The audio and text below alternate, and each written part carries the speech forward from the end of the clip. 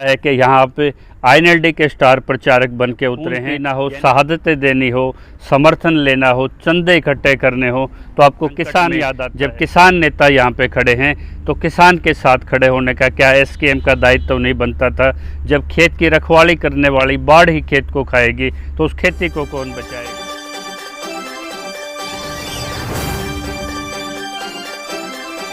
किसान साथियों, जब राकेश टिकैत पे कोई वार होता है सरकार का, या आधी रात को उनको जबरन धरने से उठाने की बात होती है, तो वहाँ कोई राजनीतिक दल उनकी छतरी बन के नहीं आता, बल्कि किसान ट्रैक्टर ट्रॉली लेके हरियाणा से दौड़ता है, आपके उत्तर प्रदेश से दौड़ता है, बाहरी दिल्ली से दौड़ता है। लेकिन जब किसानों को उस किसानी की आंदोलन में किसी मुद्दों की और ऐलानाबाद के उपचुनाव में कि किसानों के साथ कोई खड़ा हो बड़ा किसान नेता, तो बड़ा दुख होता है कि यहाँ पे आईएनएलडी के स्टार प्रचारक बन के उतरे हैं। यानी कि जब खून पीना हो, शहादतें देनी हो, समर्थन लेना हो, चंदे इकट्ठे करने हो, तो आपको किसान याद आता है। लेकिन जब किसान और राजनेता आमने सामने इस उपचुनाव में हैं तो आपको 19 उम्मीदवारों में से कोई किसान नज़र नहीं आता और आप सीधा आईएनएलडी के प्रचारक बन के वहाँ चोपटा में व ऐलानाबाद में अपने कार्यक्रम रखते हैं। यहाँ तक कि जो प्रदीप गोदारा, जो चौटाला के बिल्कुल खास होते थे जब वो सीएम थे सरकार में, तो उनको आपने जिलाध्यक्ष, राकेश को की जगह उन्होंने उसको जिलाध्यक्ष बदला, यानी कि अपने पदाधिकारी भी आपने बदले। और जो व्यवस्था आपके कार्यक्रम की देख रहे हैं, जो चेयरमैन और जो जुड़े हुए हैं जो व्यक्ति, वो भी कहीं ना कहीं से धन प्रबंधन व्यवस्था, वो भी सीधा आईएनएलडी से कहीं ना कहीं जुड़े हुए हैं।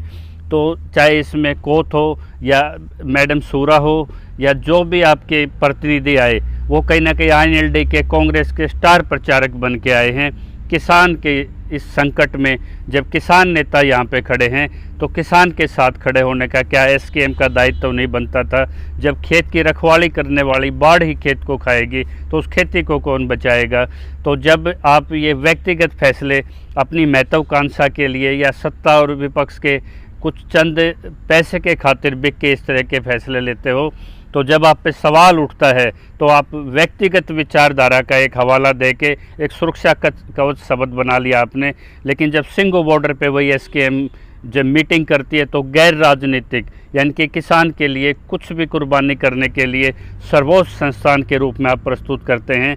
लेकिन ज़मीनी स्तर पर जब आपकी कसौटी उपचुनाव में होती है तो राजनीति कहीं ना कहीं आप पे इतनी हावी होती है कि आप अपने पूर्वजों की, महेंद्र सिंह टिकैत की, चौधरी चरण सिंह की, चौधरी देवीलाल की, आप पूरी सारी परंपराओं को भूल जाते हैं।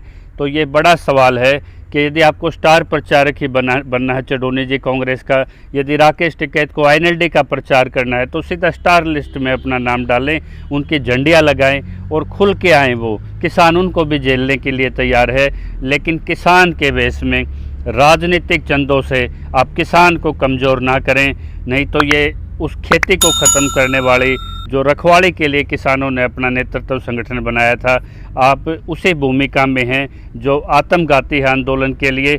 कोई भी राजनेता यहाँ से जीतता है तो किसान हारता है, और किसान हारता है तो आंदोलन पे चोट पड़ती है।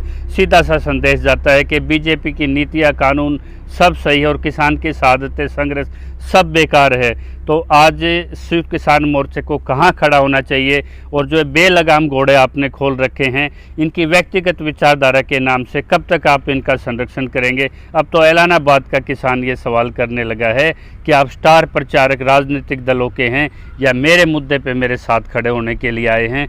तो ये विरोध भी है, और ये जो भी पत्रकार बंधु कवर करते हैं ये सीधा सवाल करें कि मंच का प्रबंधन, आपके जिलाध्यक्ष और आपका यहाँ पे नाजुक समय पे यह एंट्री और एक राजनीतिक दल को संकेत, क्या आप वाकई किसान नेता हैं? ये एक बहुत बड़ा सवाल है। जय किसान।